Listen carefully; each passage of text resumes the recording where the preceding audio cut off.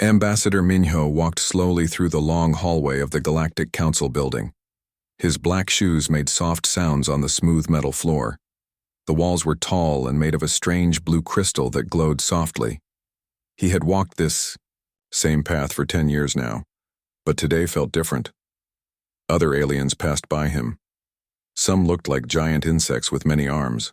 Others had skin like snakes and eyes that never blinked. A few looked almost human but had purple skin and no hair. They all watched Minho carefully as he walked past them. Minho stopped at a large door that was twice as tall as he was. He took a deep breath and touched the door panel. The door opened with a quiet hiss. Inside was a huge room with seats arranged in a circle.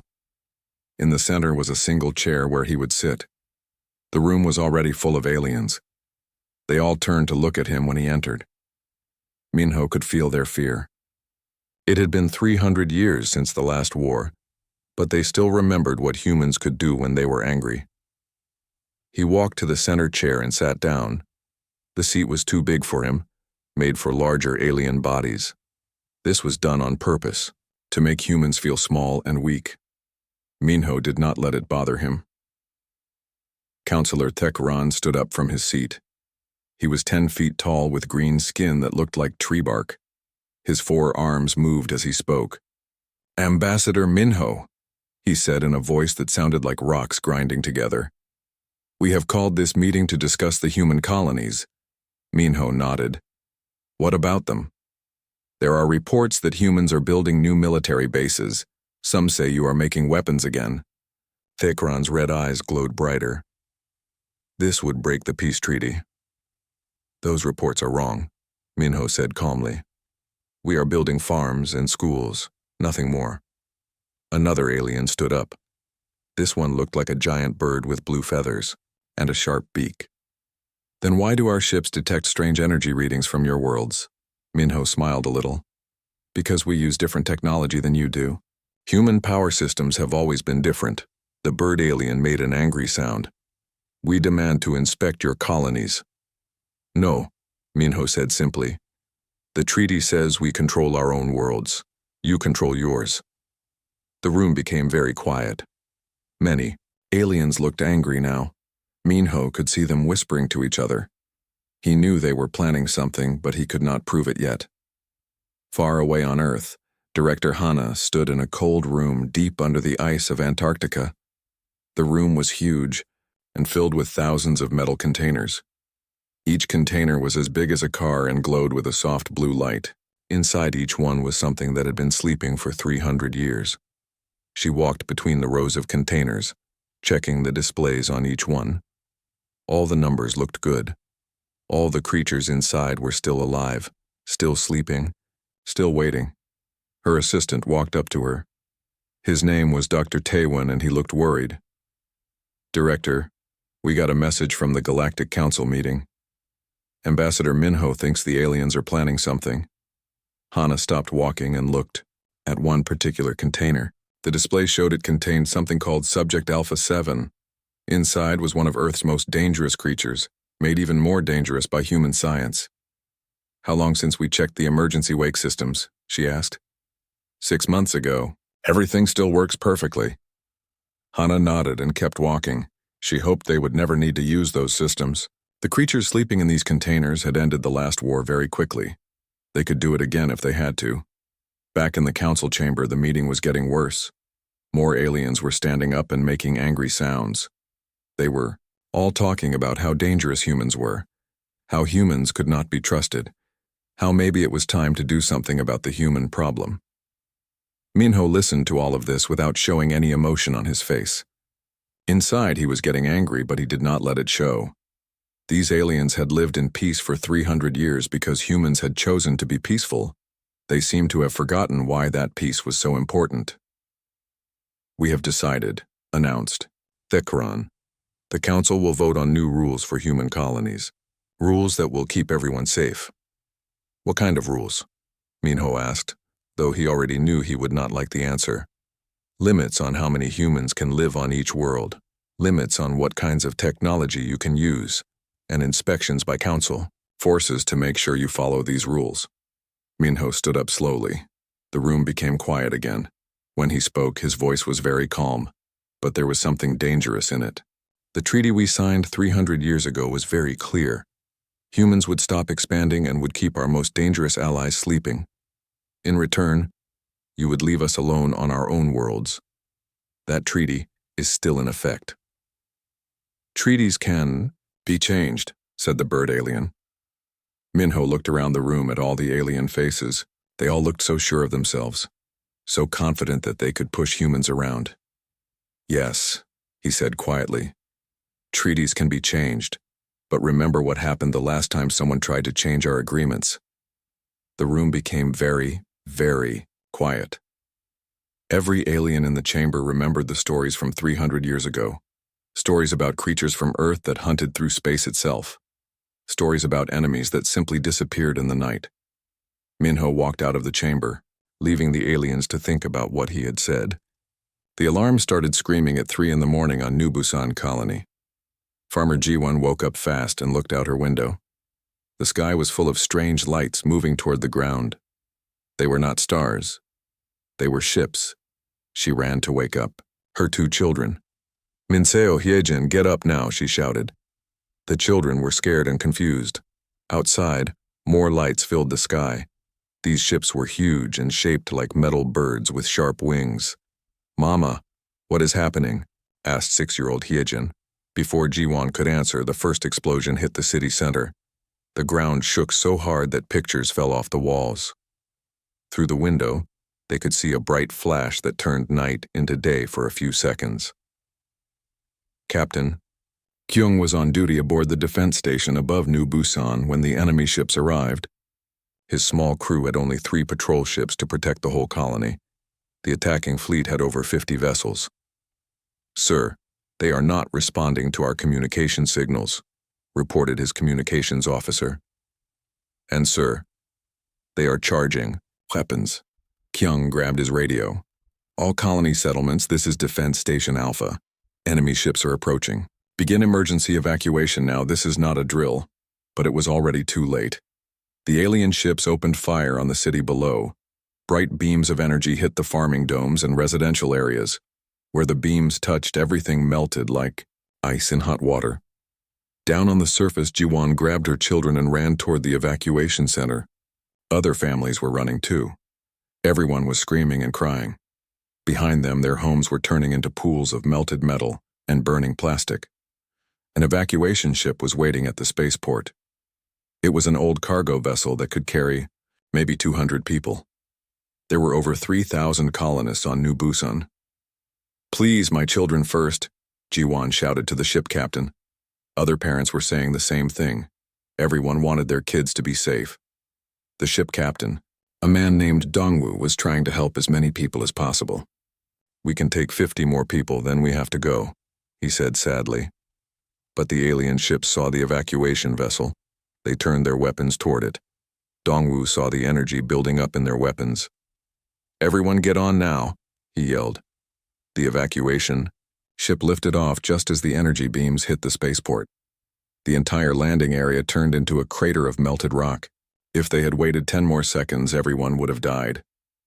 In space, Captain Kyung watched his patrol ships get destroyed one by one. The alien weapons were much stronger than anything humans had. His ships were fighting bravely, but they could not win. "Sir, we are getting reports from other colonies," his radio operator said with a shaking voice. "New Seoul is under attack. New Incheon is under attack. They hit New Jeju 20 minutes ago." Kyung felt cold inside his stomach. This was not just one attack. This was happening everywhere at the same time. The aliens were trying to kill all humans in space. On the evacuation ship, Ji-won held her children close as they flew away from their burning home. Through the window, she could see the alien ships still firing at the colony. Even though all the people were gone, they kept shooting at the empty buildings. "Why are they still shooting?" asked Minseo, her 8-year-old son. Ji-won did not know what to say. The aliens were not just trying to take their colony. They were trying to destroy everything humans had built. This was not war. This was something much worse. Captain Dongwoo got a message on his ship radio. It was from Earth Command. "All evacuation ships, Stay away from the jump points. Enemy forces are hunting refugee vessels. Repeat, they are targeting civilians. This made everyone on the ship very scared. The aliens were not just attacking soldiers. They were trying to kill everyone, even children and old people who could not fight. Lieutenant Sujin was stationed on Titan Base when the attack started. She was in charge of long-range communications. Her job was to keep all the human colonies connected to Earth. Now she was watching those connections disappear one by one. Connection lost to New Busan, she reported to her commander. Connection lost to New Seoul. New Daegu is not responding.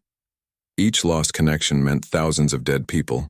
Families like Jiwons who had come to space looking for a better life. Children who would never grow up. Parents who died trying to protect their kids. The worst part was the messages they received before each colony went dark. Recordings of people crying for help. Videos of children running from explosions. Voices of parents saying goodbye to their families. Sujin's commander, Major Sung-ho, looked very tired and very angry. How many colonies have we lost? 17 confirmed destroyed. 8 more are not responding. Sujin's voice was barely a whisper. Major Seung-ho walked to the emergency communication panel. This was a direct line to Earth Command that was only used in the worst situations. He had hoped he would never need to use it.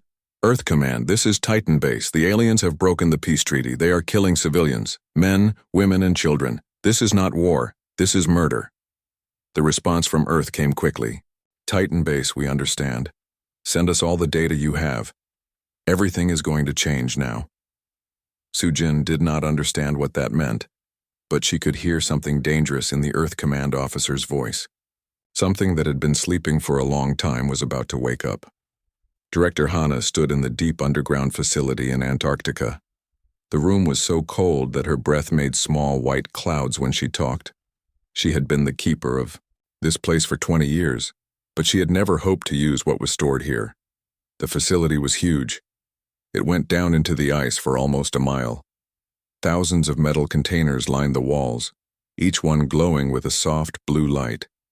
Inside, each container was something that had been sleeping for 300 years. Dr. Taewon ran up to her with a tablet computer in his hands. His face was very pale. Director, we just got the final casualty reports from the colonies. Over 2 million civilians are dead. The aliens are not taking prisoners. They are killing everyone. Hana closed her eyes and took a deep breath. She had hoped this day would never come.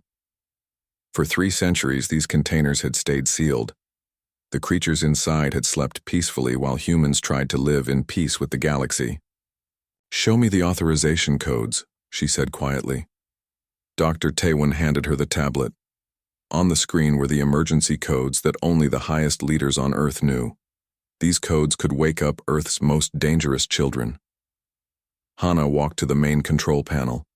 It was a large wall covered with buttons and screens. At the center was a red handprint scanner. She had never touched it before, but she had been trained for this moment her whole career. Are you sure about this, Director? Asked Dr. Taewon. Once we wake them up, we cannot put them back to sleep. Everything will change. They killed our children, Hana said. Her voice was very quiet, but there was anger in it that made Dr. Taewon step back. They broke their promise. They chose to make us remember why we are dangerous. She placed her hand on the red scanner. The machine read her handprint and waited. Then she spoke clearly. Authorization code Alpha 779, Director Hana Kim, Emergency Awakening Protocol approved. The entire facility began to hum with power. Lights that had been dim for centuries became bright. The metal containers started to warm up. Inside each one, ancient machines began the process of waking up Earth's apex predators. The first container to open was in Section A. Steam poured out as the metal door slid back.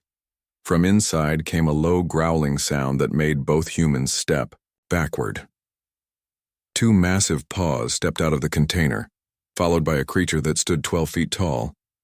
It looked like a polar bear, but it was much bigger than any normal bear. Its white fur had silver lines running through it where machines had been built into its body.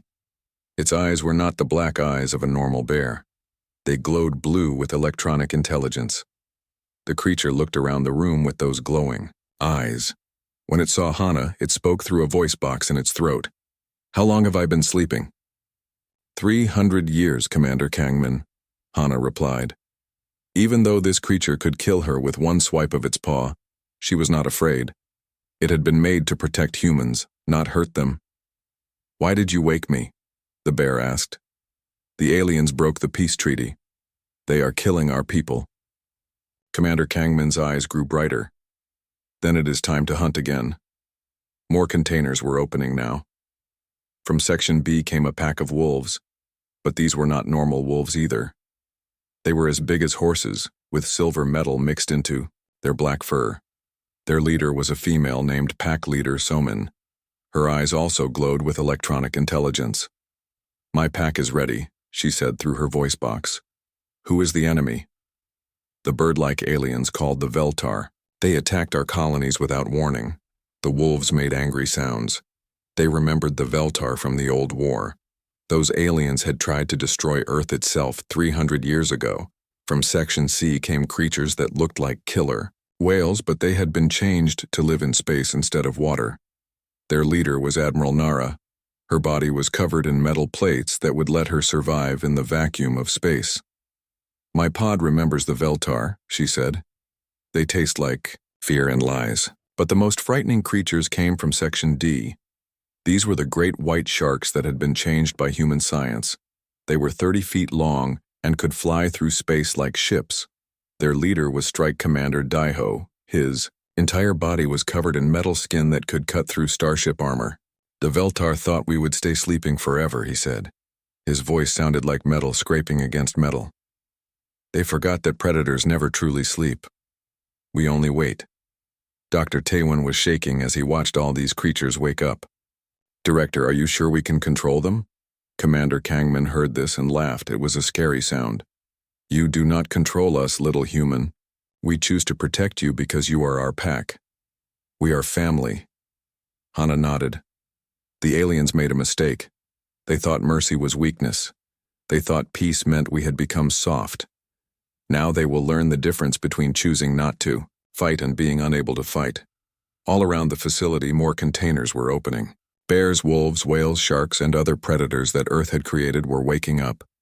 Each one had been sleeping for 3 centuries, dreaming of the hunt. Strike Commander Daiho swam through the air toward the exit tunnel. "Where are our ships?" "Waiting in orbit," Hana replied. "We kept them maintained just in case." "Good. It is time to show the galaxy why Earth's children agreed to sleep, and why they should have stayed afraid while we were dreaming." The awakening was complete. Earth's apex predators were awake and hungry for justice. Captain Suho floated in the command center of his ship. He was not human anymore, not completely. His body was half wolf and half machine. His eyes could see in the dark and track 100 different targets at once. Behind him, his pack of 20 wolf ships moved through space like they were hunting in a forest. "Enemy fleet detected," said his second-in-command, Lieutenant Jinwoo. 50 Veltar ships in attack formation. Suho smiled, showing teeth that were sharper than any normal wolf. "They still think like prey animals.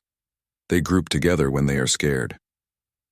The Veltar fleet was heading toward the human colony on New Gwangju. The bird-like aliens thought they could destroy another human settlement, like they had destroyed so many others. They did not know that Earth's hunters were awake now. "Pack formation Alpha," Suho ordered. "We hunt like our ancestors did." His 20 ships spread out in a pattern that looked random to outside observers. But it was not random at all. Each wolf ship knew exactly where the others were. They could feel each other through electronic signals that worked like the howls wolves used to communicate. The Veltar ship saw them coming and fired their energy weapons. Bright beams of light shot through space toward the wolf ships. But the wolves were already moving, twisting and turning like they were running through trees. The energy beams hit empty space. "Now," whispered Suho. All 20 wolf ships attacked at the same time from different directions. They did not try to fight the Veltar ships in a straight battle. Instead, they darted in and out like wolves attacking a herd of deer. Each attack took out one enemy ship, then the wolves disappeared back into the darkness of space. The Veltar commander tried to keep his ships together, but it was impossible. Every time he turned to face one group of wolves, another group attacked from behind. His formations fell apart as ships tried to chase enemies that moved too fast to catch. In less than 10 minutes, 30 Veltar ships were destroyed. The remaining 20 tried to run away, but wolves are very good at chasing things that run. Far away in the outer rim, Admiral Nara was hunting in a different way. Her pod of killer whales swam through an asteroid field where Veltar ships were hiding. The aliens thought the rocks would protect them from attack. Admiral Nara's body was 40 feet long and covered in metal armor that let her survive in space. She did not need a ship. She was a ship. Her pod of 12 other whales moved with her through the asteroids like they were swimming in the ocean. Use echolocation, she told her pod through their shared communication system. The whales sent out sound waves that bounced off the asteroids and the hidden ships. In seconds, they knew exactly where every enemy was hiding. The Veltar ships could not hide from creatures that had hunted in the deep ocean for millions of years.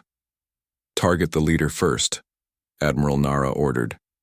The pods spread out and approached, the largest Veltar ship from different angles. The enemy did not see them coming until it was too late.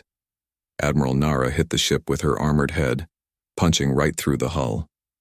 Her podmates attacked the other ships the same way. The Veltar tried to fight back, but their weapons were designed to fight other ships, not living creatures that could move and think. In minutes, the entire enemy squadron was destroyed. But the most terrifying hunter was Strike Commander Deho. He did not hunt with a pack or a pod. Great white sharks hunt alone, and even with human improvements, he preferred to work by himself. His body was 35 feet of pure killing machine. His skin was made of metal that could cut through starship armor. His teeth could bite through solid steel. He moved through space faster than most fighter ships. The Veltar had built a secret base on a small moon. They thought it was safe because it was hidden and heavily defended. 50 guard ships patrolled around the base. Energy shields protected the buildings on the surface. Strike Commander Deho approached the moon very slowly, like a shark swimming toward prey that had not noticed him yet. He stayed in the shadow of a larger moon until he was close enough to attack. When he moved, it was faster than the Veltar could react. He hit the first guard ship so hard that it exploded into pieces. Before the other ships could turn to face him, he was already attacking the second ship, then the third. The Veltar guards tried to shoot him, but he was too fast and too small a target. Their big ship weapons could not track something that moved like a living creature. In less than 5 minutes, all 50 guard ships were destroyed. Then Strike Commander Deho turned toward the base itself. The energy shields were strong enough to stop normal weapons, but they were not designed to stop a great white shark that could bite through anything. He hit the shield generator building at full speed. His metal teeth tore through the walls like they were made of paper. The shields failed and the base was defenseless. The Veltar inside the base sent a desperate message to their home world. The Earth predators are awake. They hunt like nothing we have ever seen. Send help. Send everything. But help was not coming. All across Veltar space, wolf packs and whale pods and great white sharks were hunting. The aliens had forgotten what it meant to be prey animals. The hunt had begun, and Earth's children were very, very hungry. 6 months after the awakening, the Galactic Council building looked very different. Half of the seats were empty now. Many alien species had simply stopped coming to the meetings. Others had been destroyed completely. The Coupe bird people were extinct. The metal-eating Zorth had surrendered and were now working in human mines. Ambassador Minho walked into the council chamber, but this time he was not alone. Behind him walked Commander Kangmin, the giant polar bear whose metal claws clicked on the floor with each step. The bear had to duck to fit through the doorway that was built for tall aliens. Next to them floated a special water tank on wheels. Inside the tank was Admiral Nara, the killer whale who now commanded Earth's space navy. Her voice came through, speakers on the tank when she wanted to talk. Around the edges of the room, normal humans in military uniforms stood guard. But everyone knew the real protection came from the creatures that most people could not see. Pack leader, Soman's wolves moved in the shadows between the seats. Strike Commander Deho swam through the air vents above the ceiling, ready to drop down if anyone threatened the human delegation. Counselor Thekran was still alive, but he looked much older and more scared than before. His green skin had turned pale, and his forearms shook when he tried to speak. "Ambassador Minho," he said in a voice that was barely a whisper. We are grateful that you have come to discuss peace terms." Minho sat down in the center chair. This time, someone had brought him a chair that was the right size for humans. The other aliens were being much more polite now. "There will be no discussion," Minho said calmly. "I am here to tell you how things will work from now on." The few remaining aliens in the chamber looked at each other nervously. Before the war, they would have been angry at a human talking to them this way. Now they were just grateful to still be alive. "The old treaty is finished," Minho continued. "You broke it when you murdered our children. Now there will be a new agreement." Counselor Thekaran tried to interrupt. "Surely we can negotiate." Commander Kangman stood up on his back legs. He was now 15 feet tall and his blue eyes were glowing brighter. "The time for talking is over," he growled. "You had 300 years to live in peace. You chose war instead." Admiral Nara's voice came from her tank speakers. "In the ocean, when a predator shows mercy, prey animals sometimes think the predator is weak. They forget that mercy is a choice, not weakness." A small alien that looked like a purple lizard raised one of his hands. What do you want from us?" "We want you to remember," said Minho. "Remember why you were afraid of humans in the first place. Remember why we agreed to keep our hunters sleeping." Pack leader. Soman's voice came from the shadows. "You will never attack human civilians again. You will never break treaties with Earth. If you do, we will hunt you across the galaxy until your species is extinct." The purple lizard alien started crying. "But what if there are misunderstandings? What if accidents happen?" Strike Commander Deho dropped down from the ceiling and landed behind the lizard's chair. His metal teeth were inches from the alien's head. "There will be no accidents," he said in his scraping metal voice. "Predators do not make mistakes when they hunt." Minho stood up and looked around the chamber. "The new rules are simple. Human colonies are protected. Human ships can travel anywhere in the galaxy. If any species attacks humans, Earth will respond with full force." "And if we refuse?" asked a brave alien who looked like a giant spider. Commander Kangmin laughed. It was not a nice sound. "Look around this room. Where are the Veltar who started this war? Where are the Kupe who joined them? Where are the Zorth who supplied their weapons?" The spider alien became very quiet. Everyone knew what had happened to those species. The Veltar homeworld was now a human colony. The Kupe were extinct. The Zorth were slaves. "We understand," whispered Counselor Thekran. "No one will threaten humans again." "Good," said Minho. "But understanding is not enough. You need to fear us again. Fear is what kept the peace before." Admiral Nara spoke from her tank. "On Earth, the ocean is peaceful because all creatures know their place. Predators hunt, prey animals hide, and everyone survives. The galaxy will work the same way now." As the meeting ended, the aliens hurried out of the chamber as fast as they could. They did not want to stay near Earth's predators any longer than necessary. Minho watched them go and then turned to his companions. "Do you think they learned their lesson?" Pack leader Soman stepped out of the shadows. "Some of them did. The smart ones will spread the word to other species. The stupid ones will try to test us again." "Let them try," said Strike Commander Deho. "We are always ready to hunt." Commander Kangman nodded. "For 300 years we dreamed of the hunt while we slept. Now we are awake, and the galaxy will remember why Earth's children agreed to sleep in the first place." Outside the council building, refugee ships from a dozen different species were already leaving for their home worlds. They carried a simple message. Earth's apex predators were awake again and they were hungry. The galaxy would have peace. But it would be peace enforced by creatures that had evolved to kill, guided by humans who had learned that sometimes mercy must be backed by the promise of absolute destruction. The new order had begun,